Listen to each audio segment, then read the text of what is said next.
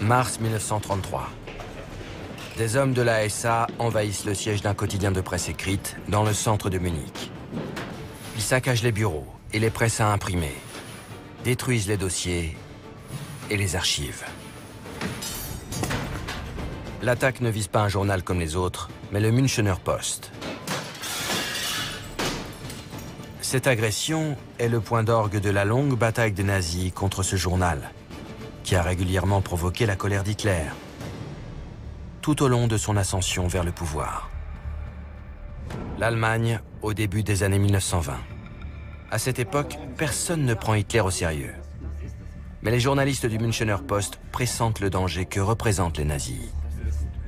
Le Münchener Post a été le seul journal à prendre régulièrement position contre Hitler. Et ce, dès le départ. Pour le Münchener Post, il était clair que les nazis étaient leurs ennemis principaux. Hitler est ce journal, et il fait tout pour le réduire au silence. Le quotidien lui tiendra tête jusqu'en 1933, date de sa prise de pouvoir. Ces journalistes ont fait preuve d'un grand courage. Ils n'ont jamais lâché prise. De nos jours, l'histoire du Münchener Post est tombée dans l'oubli. Ceci est le premier documentaire qui retrace son combat déterminé et solitaire.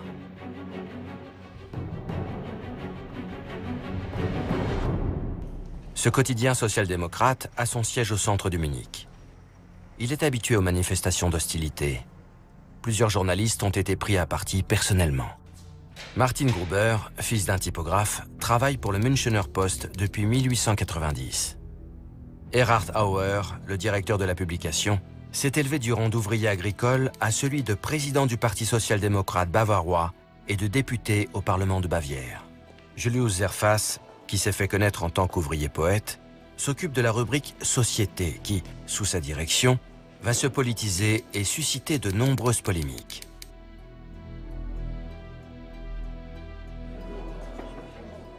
Comme plusieurs de ses collègues, Eugen Kirchpfennig, dont il n'existe aucune photo, est issu d'un milieu modeste. Grand amoureux de Munich, sa ville natale, il dirige la rubrique locale. Il est brièvement directeur de publication en 1920. Il deviendra le premier directeur de publication à être poursuivi en justice par les nazis. Edmund Goldschagg rejoint le Münchener Post en 1927. Il influe de manière déterminante sur la ligne politique du journal. Le point commun de tous ces journalistes est de s'être engagés très tôt politiquement et en faveur de la social-démocratie. Un engagement difficile. Dans l'agitation de l'après-Première Guerre mondiale, la Bavière est un repère d'extrémistes de droite, de monarchistes et de voyous politisés.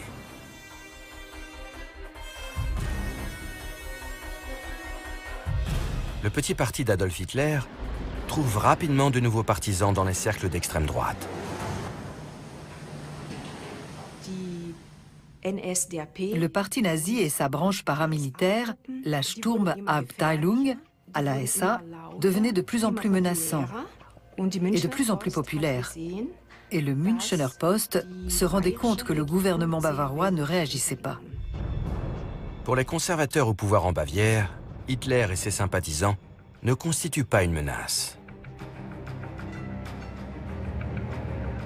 Le Münchener Post, en revanche, avertit ses lecteurs de la tempête antidémocratique qui se prépare. Associations d'anciens combattants, groupes de défense nationale, anciens membres des corps francs, extrémistes de droite et ligues monarchistes, tous veulent abolir la démocratie qu'ils dénoncent comme un système juif destiné à mener l'Allemagne au désastre.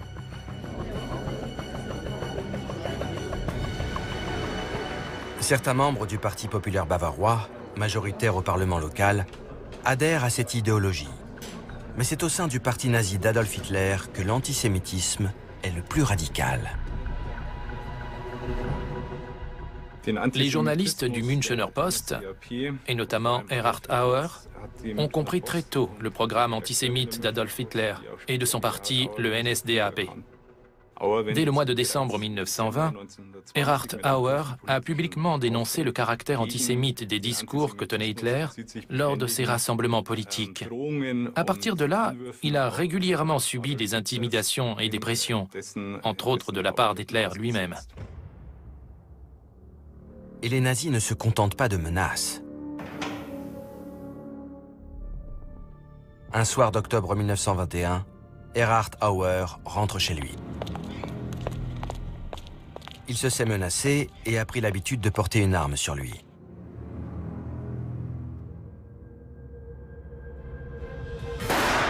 Des coups de feu retentissent. Attaqué par des extrémistes de droite, Auer riposte et fait fuir ses agresseurs.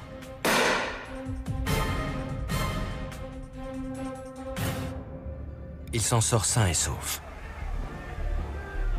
Au sein de la population, les tendances antisémites ne sont pas rares. Les nazis n'ont pas inventé l'antisémitisme, mais ils vont transformer ce ressentiment en une idéologie politique.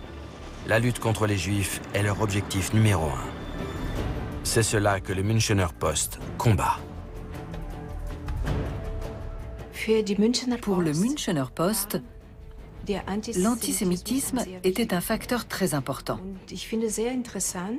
Et il faut noter qu'à cet égard, ce quotidien menait le combat sur 2 fronts. D'une part, contre Hitler et son parti, mais aussi contre le gouvernement de Bavière. Pour le gouvernement local, conservateur et catholique, l'ennemi est à gauche. Et cela désigne aussi les journalistes du Münchener Post. Hitler veut museler ce journal par tous les moyens possibles, légaux ou illégaux. Le gouvernement bavarois considère, avec une sympathie à peine voilée, les militants nazis comme des défenseurs de la patrie, attachés à rendre sa grandeur à l'Allemagne.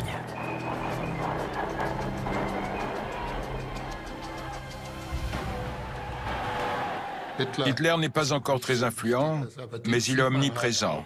Pour le pouvoir, son extrémisme s'explique par sa jeunesse, et ces hommes ont l'avantage d'être des patriotes pro-militaires. C'est ce genre de dédramatisation de la menace nazie que le Münchener Post veut combattre. Une bataille solitaire pour ce modeste quotidien social-démocrate. À cette époque, pratiquement tous les journaux sont affiliés ou proches d'un parti politique. Le Post ne touche qu'une minorité, mais il ne renonce pas à son combat pour autant. C'est le seul journal qui, dès le départ, a dénoncé les nazis pour ce qu'ils sont, à chaque fois qu'il a pu le faire. Le quotidien informe sur la politique du parti nazi, mais aussi sur Hitler en personne.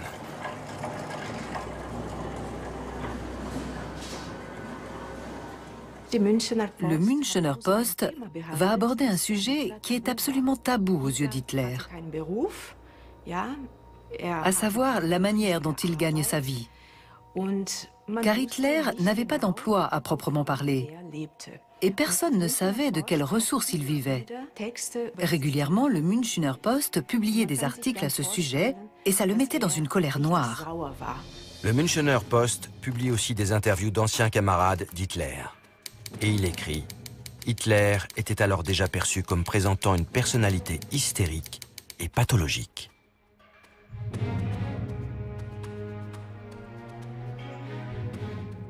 Au sein de son propre parti, Hitler a des ennemis qui informent le Münchener Post sur ses revenus et le caractère dictatorial de son leadership. Pour cet article, Eugen Kirchpfennig est condamné à verser à Hitler un dédommagement de 600 Reichsmark, soit 5 fois le salaire mensuel d'un ouvrier de l'époque. Mais cela ne découragera pas le quotidien qui poursuit sa campagne contre Hitler. La situation de l'Allemagne se dégrade. Le pays tarde à payer ses réparations de guerre et la France et la Belgique occupent désormais la roue. Après avoir prôné la résistance passive à l'occupant, le gouvernement du Reich se retrouve contraint de payer les salaires de 2 millions d'ouvriers en grève. Cette crise plonge le Reich dans une inflation galopante, aussitôt exploitée par les nationalistes d'extrême droite. Outre l'indécision et la trahison du gouvernement, ils fustigent la démocratie et les Juifs, responsables selon eux des maux de l'Allemagne. Hitler s'en prend également au Münchener Post. Monsieur Auer, vous et votre torchon toxique du Münchener Post sont grandement responsables de la misère actuelle du peuple allemand. Monsieur Auer, en acceptant de l'argent des marchands de bétail juifs, vous vous êtes vendu aux Juifs. Hitler compare le Münchener Post à un atelier du diable, à la pestilence de Munich et à une feuille de chou yiddish. Les attaques contre les journalistes du quotidien se multiplient. À partir de là, des groupes d'intervention nazis ont commencé à briser les vitres, fracturer les portes, détruire les salles de rédaction. Et ils ont attaqué les gens qui travaillaient pour le Münchener Post. La rédaction tente de se protéger comme elle peut. Les portes sont barricadées et des vigiles sont postés devant l'entrée. Mais ces mesures vont faire réagir la police locale. À la fin du mois de septembre, la police a fait une descente au siège du Münchener Post et elle a découvert des armes que des journalistes entreposaient sur place pour se défendre. À la suite de ça, en octobre, le journal a été interdit de publication. Le journal vit sous la menace constante de nouvelles agressions. Et de fait, peu de temps après, ses bureaux sont attaqués avec des grenades à main.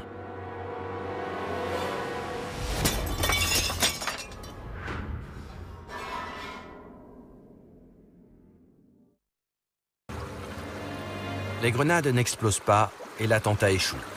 En 1923, la tension monte pour le journal, comme pour Munich, menacé à plusieurs reprises d'un putsch de l'extrême droite. Le journal tente d'alerter l'opinion et poursuit ses investigations. Comment Berlin et l'armée du Reich réagiront-ils à un coup de force?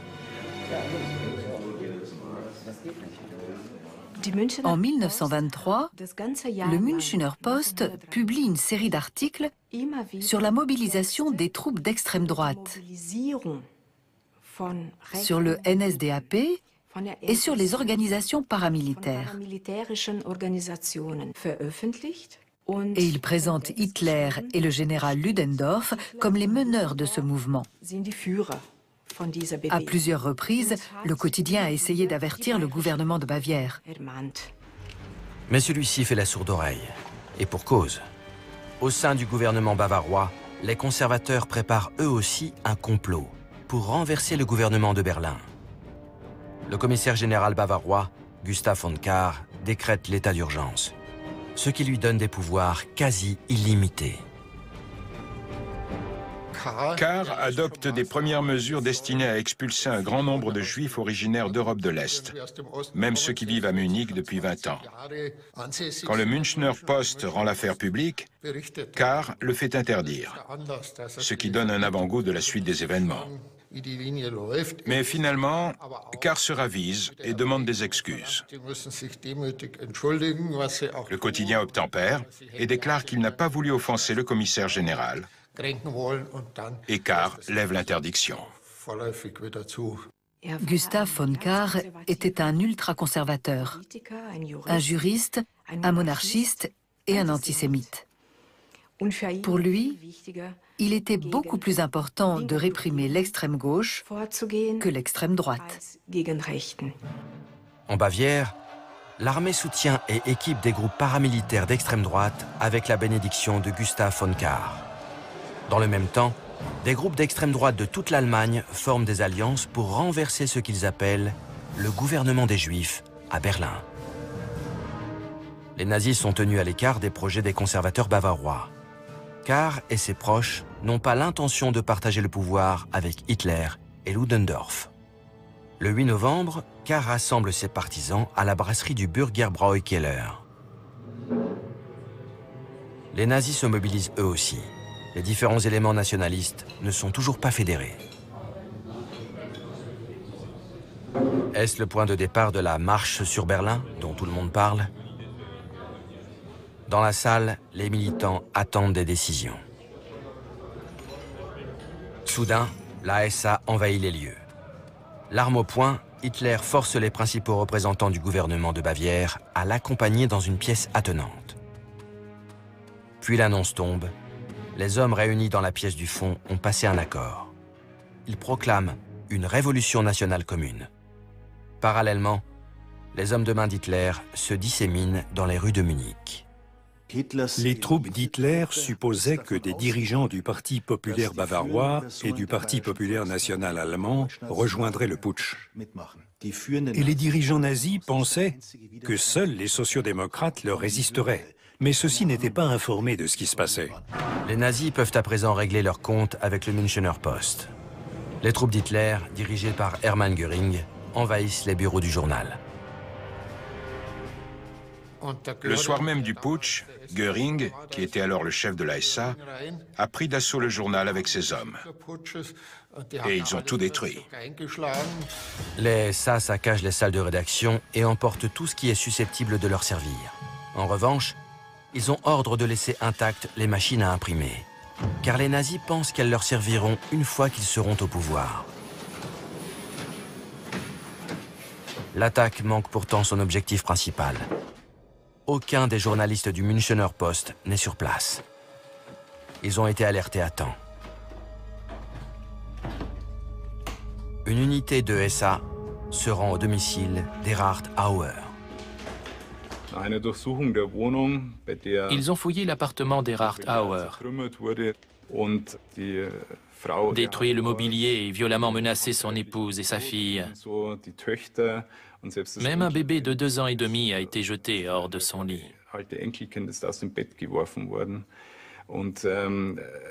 Le seul homme présent était le gendre d'Auer, Karl Luber. Il a été pris en otage par les hommes d'Hitler et emmené au Bürger Brauikeller. Mais durant la nuit, tout bascule. Alors que des affiches annoncent un nouveau gouvernement national provisoire, Gustav von Kahr apprend par téléphone que l'armée du Reich ne participe pas au putsch. Il ordonne aussitôt à ses sympathisants de résister aux putschistes. Hitler n'oubliera jamais cette trahison. Munich est en proie à la confusion. Hitler et Ludendorff tentent de reprendre la main en organisant un défilé à travers la ville. Ernst Röhm, un capitaine de la Reichswehr, et un étudiant d'extrême droite dénommé Heinrich Himmler s'installent au ministère de la Guerre avec un groupe de SA.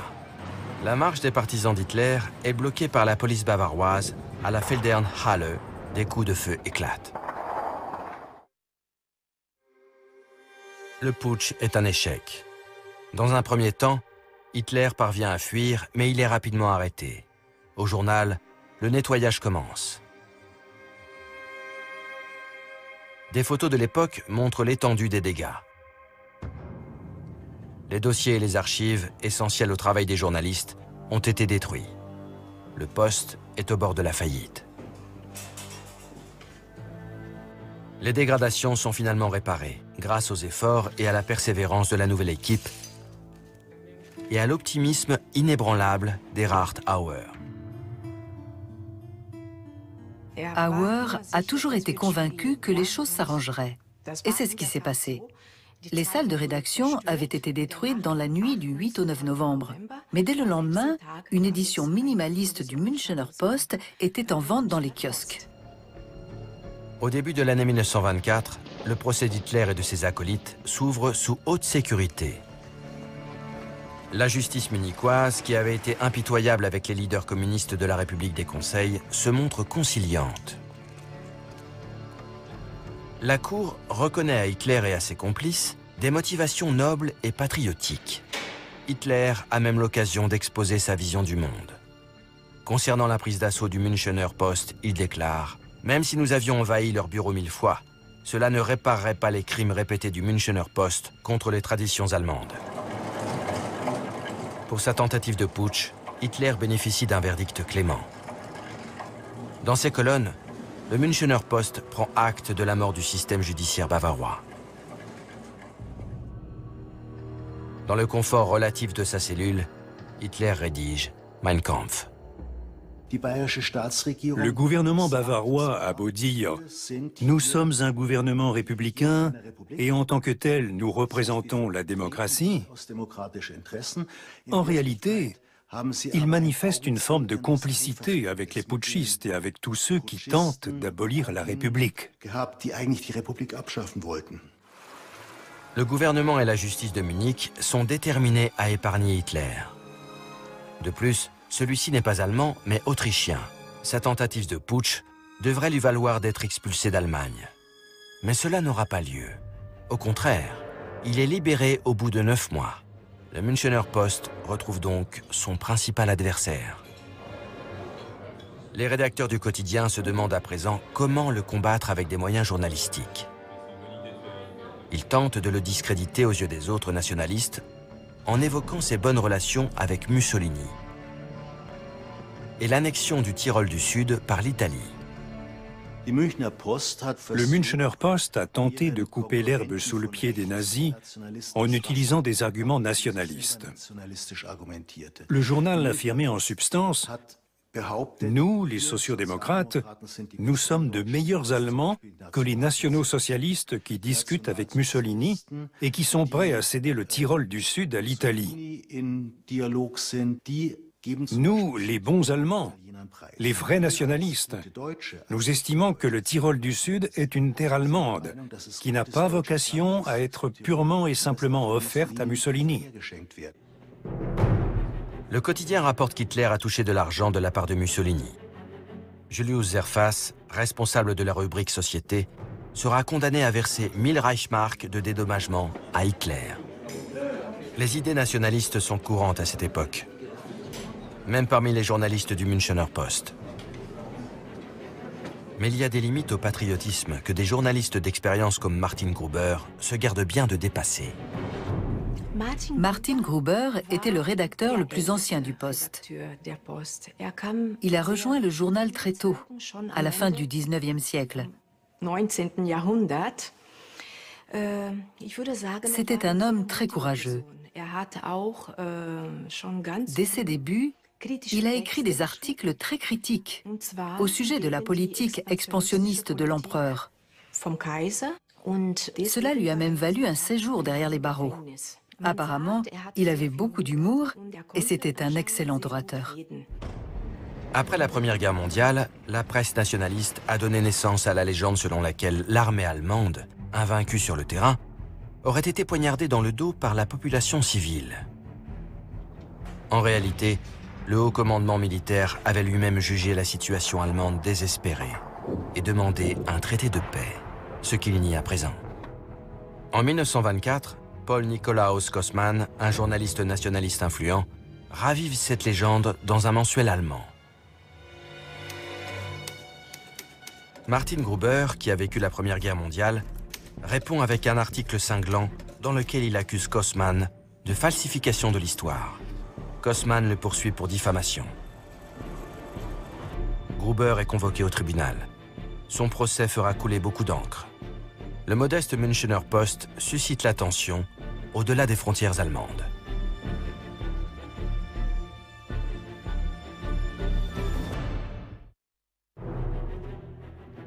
Erhard Auer, Julius Zerfass et Martin Gruber savent qu'ils sont susceptibles d'être agressés à tout moment.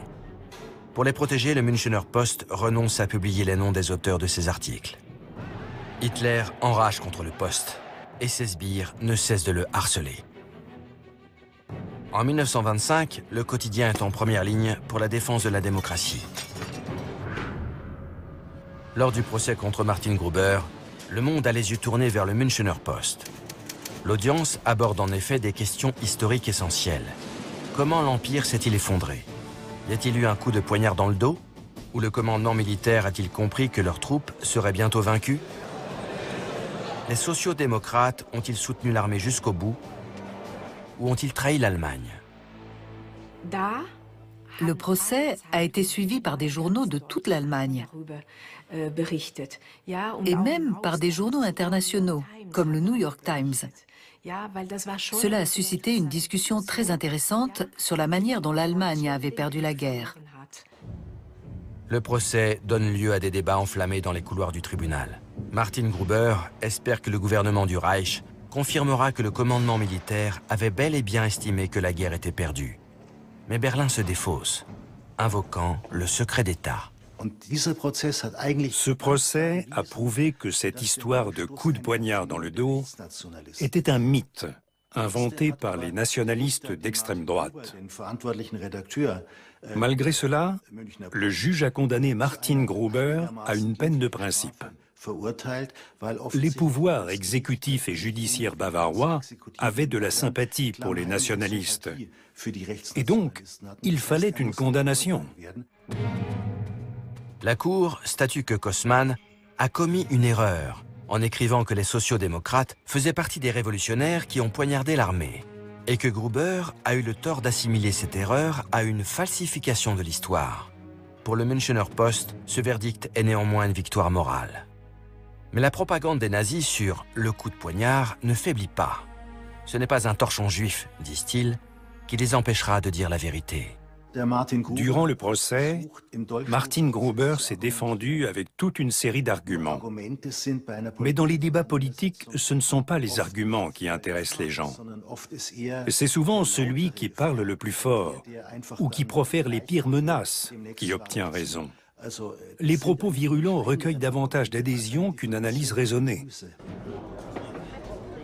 L'équipe du Münchener Post remarque bientôt un changement de ton dans les publications nazies. Hitler n'aspire plus à un coup d'État. Il veut désormais conquérir le pouvoir par des moyens légaux.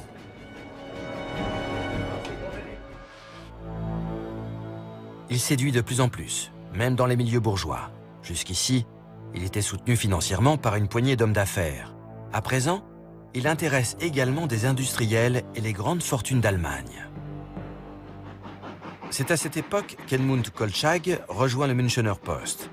Ce journaliste expérimenté de Berlin tombe à point nommé. Erhard Auer est en effet souvent absent du fait de ses responsabilités en tant que député au Parlement de Bavière et chef de parti. Kolchak fait face à une situation compliquée. Il doit fédérer les journalistes du Poste, et ce, à un moment où les sociodémocrates de diverses sensibilités ne cessent de se quereller. Kolchak est décrit comme un homme très courtois. Il venait de Berlin.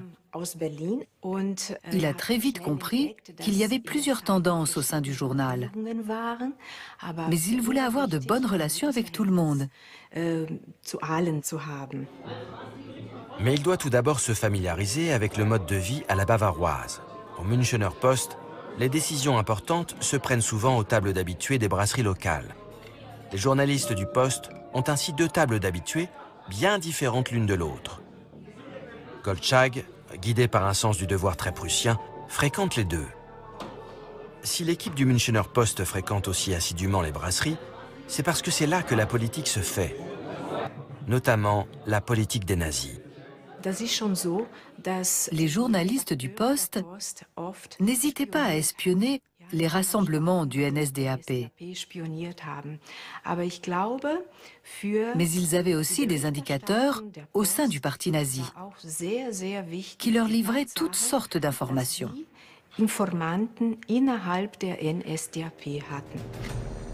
Le Münchener Post est si bien informé de ce qui se passe à Munich que les Munichois parlent du service de renseignement d'Auer. Le quotidien met un point d'honneur à aller au-delà du discours officiel national-socialiste. Collecter des informations sur les nazis est une préoccupation constante pour le directeur de publication Erhard Auer. Pour obtenir des informations, Auer ne se contentait pas de ses propres observations. Il payait des informateurs issus de milieux d'extrême droite et il interrogeait aussi tous ceux qui avaient pris leur distance avec les nationalistes. Ce réseau de renseignements permet au Münchener Post de découvrir que plusieurs groupes d'extrême droite tentent de s'armer clandestinement. Le traité de Versailles limite les effectifs de l'armée allemande à 100 000 hommes. Pour la Reichswehr, ces groupes constituent une réserve officieuse de soldats. Elle leur remet des armes pour s'entraîner, mais aussi dans l'éventualité d'une guerre civile. Et c'est ainsi qu'une mitrailleuse, destinée à l'un de ces groupes, va se retrouver dans les bureaux du Münchener Post. Plusieurs sociodémocrates, habillés à la mode bourgeoise, se sont présentés au bureau de l'armée et sur un ton très autoritaire, ont affirmé qu'ils étaient d'extrême droite et qu'ils venaient chercher leurs mitrailleuses. Et ils l'ont obtenu. Ça a été un gros scoop pour le Münchener Post, qui a raconté l'histoire de manière très détaillée. Quand il est question d'Hitler, le Münchener Post n'a aucun scrupule. Plus un gros titre est négatif, mieux cela vaut.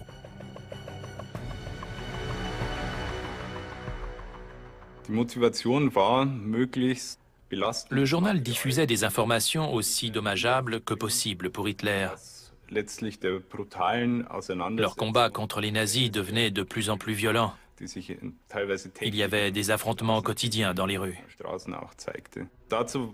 Et pour eux, cela justifiait la publication de fausses informations.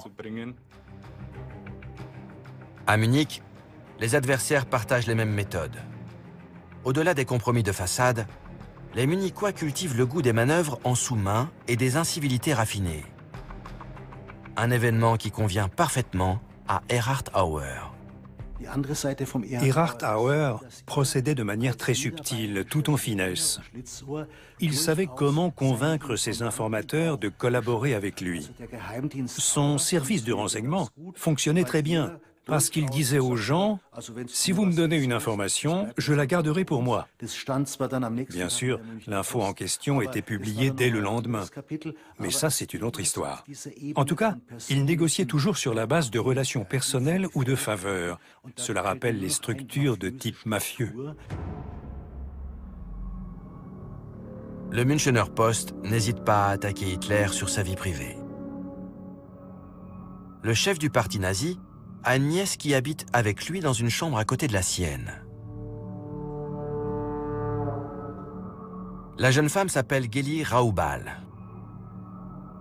La nature de leur relation ne sera jamais vraiment établie.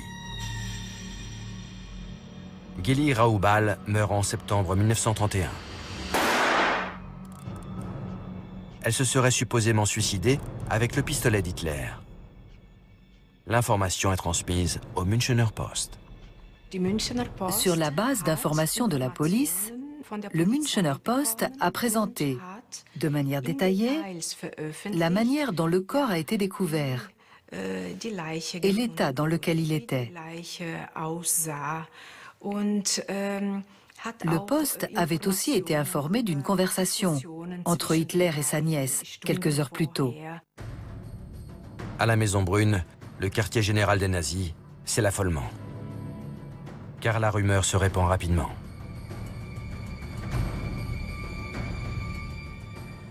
Hitler rédige aussitôt une déclaration qui est publiée par le Münchener Post. « Je dément avoir eu une altercation violente avec ma nièce. » À la même époque que l'article sur la mort de la nièce d'Hitler, le Münchener Post publie une information qui est, potentiellement, bien plus embarrassante encore. Le quotidien a eu accès à des lettres manuscrites qui prouvent apparemment que Ernst Röhm, l'un des chefs nazis les plus en vue, est homosexuel. L'affaire a été montée en épingle par le Post. C'était un sujet ultra sensible. L'intention était de nuire à Röhm et indirectement à Hitler. Dans l'idéologie nazie, l'homosexualité est une pratique répréhensible et dégénérée. En l'occurrence, les nazis font preuve d'une hypocrisie flagrante. Il était de bonne guerre que le Münchener Post publie cette information. Par contre, leurs informateurs d'extrême droite se sont retrouvés dans une situation très problématique quand les nazis ont tenté de découvrir comment l'information avait fuité. Mais cette publication pose aussi problème pour le Münchener Post. En principe, le quotidien et les sociodémocrates s'opposent à la discrimination et à la criminalisation des homosexuels. En l'espèce, ce principe a été brièvement oublié au nom du combat contre les nazis. À Munich, l'homosexualité de Röhm était un secret de polichinelle. La presse n'en parlait pas. C'était considéré comme une affaire privée et un sujet délicat. Mais Erhard Auer rend l'affaire publique sans état d'âme.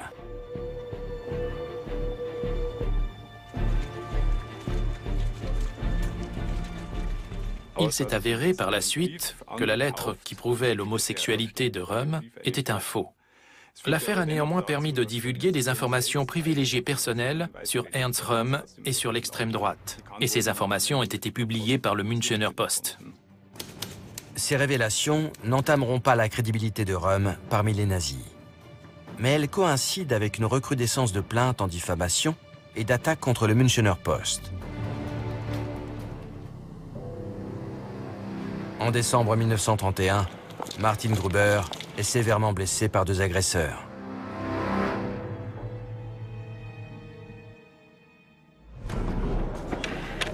Malgré cela, le même mois, le Münchener Post publie un article alarmant basé sur des renseignements obtenus par des informateurs nazis. Des plans sont d'ores et déjà prêts pour régler la question des Juifs allemands. Un terrible aperçu de l'avenir. Les nazis prévoient de révoquer tous leurs droits. Les Juifs vivant en Allemagne seront déchus de leurs droits de citoyens. Les nazis dominent de plus en plus la vie politique munichoise qui, traditionnellement, se déroule dans les brasseries. Régulièrement, les SA perturbent les rassemblements de leurs opposants. Ils collectent des chopes de bière en guise de projectiles ou d'instruments contondants. Puis, ils déclenchent une bagarre. Les meetings de gauche s'achèvent ainsi fréquemment dans le chaos. Et il faut désormais des vigiles pour contrer les voyous d'extrême droite.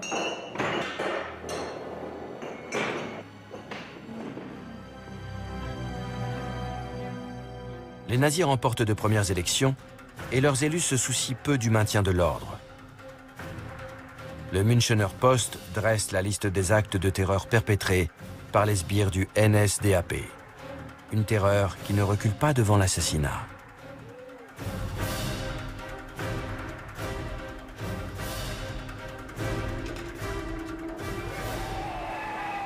Malgré cela, Hitler suscite l'enthousiasme. Il remplit des salles gigantesques, parmi lesquelles le bâtiment du cirque Krone.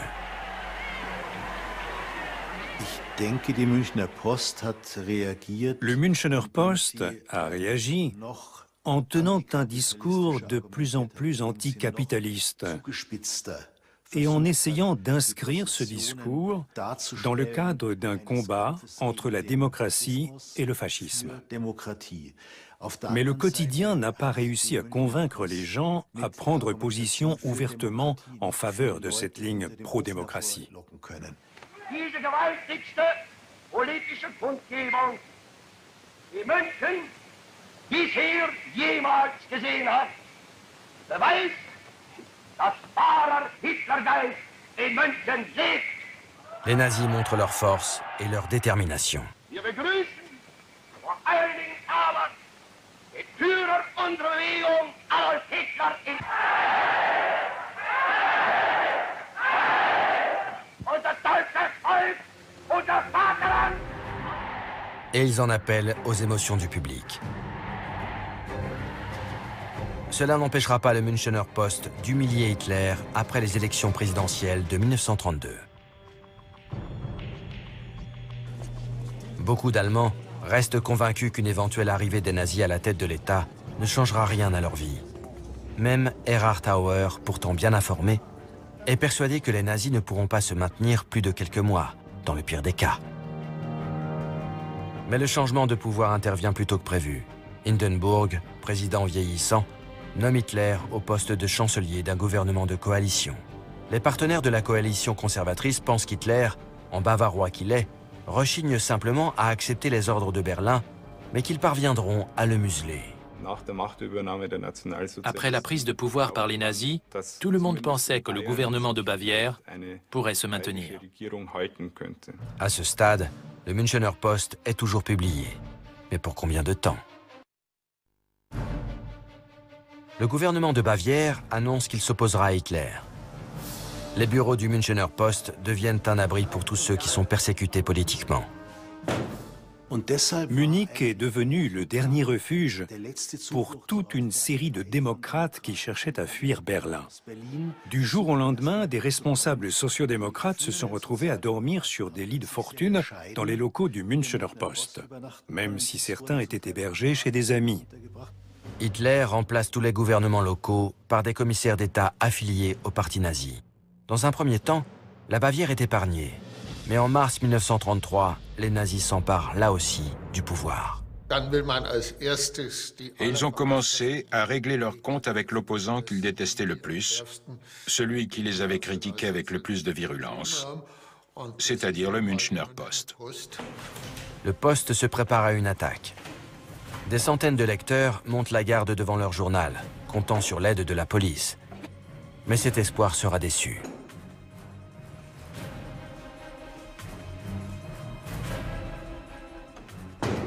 Tout le monde était prêt à se battre, à se défendre et à tout faire pour empêcher les nazis de prendre le pouvoir en Bavière. Et puis, on leur a dit de rentrer chez eux. Je vous laisse imaginer à quel point ils ont dû être atterrés.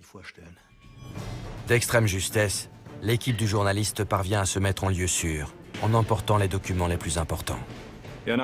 Peu après que les derniers journalistes et les derniers sociodémocrates soient partis, tout a été vandalisé. La destruction est totale.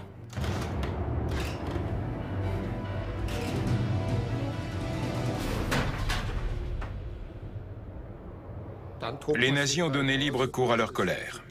Ça a été une orgie de destruction, pire encore que celle de 1923, lors du putsch d'Hitler. Et cette fois, ils s'en prennent prioritairement à l'outil le plus précieux des journalistes, leur fonds d'archives patiemment accumulés. Les nazis annoncent triomphalement la fin de leur ennemi. Les SA, qui contrôlent à présent la ville, s'installent dans le bâtiment du poste.